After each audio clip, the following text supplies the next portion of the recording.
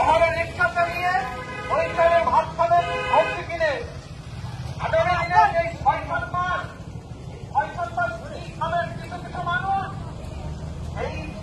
এই দুষ্প্রাপ্যের দিশাহারা। আমরা এই যে আমন্দার আমরা এই অঞ্চলে ধান কিছু মাইল গিয়েছে আর এইবার পুরো ধানটা ক্ষতিগ্রস্ত হয়েছে। আমরা দিশাহারা, কোন মানুষের চোখের দিকে তাকাতে পারছি না, বাজার ঘাটে কি করবে কিছু দেখতে পাচ্ছি না।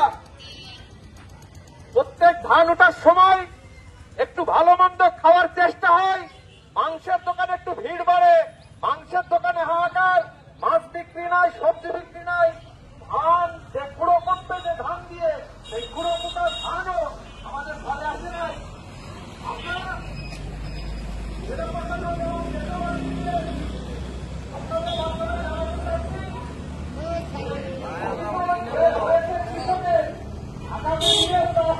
আপনারা এই দলগুলোর মধ্যে একটা অর্থনৈতিক কর্মকাণ্ডের মধ্যে না আসে তাহলে তারা বাজার সুযোগ করে তাহলে সুযোগ দেয়।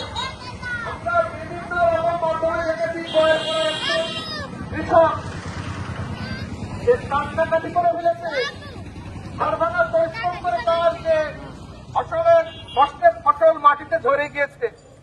আমরা তাৎক্ষণিক দাবি জানাচ্ছি জেলা প্রশাসককে, আমরা যে তালিকা দেব বা আপনি এখানে এসে সরেজমিনে দেখবেন, এটা আমাদের প্রত্যাশা।